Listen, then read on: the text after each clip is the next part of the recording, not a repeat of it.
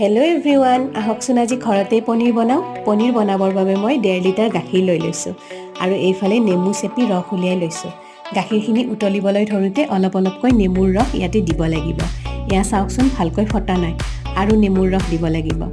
প্ৰায় মোৰ এটা নেমুৱেই লাগিছে ইয়াতে। চাওকচোন, ইমান ধুনীয়াকৈ পানী আৰু পনীৰ ছেপাৰেট হৈ গৈছে।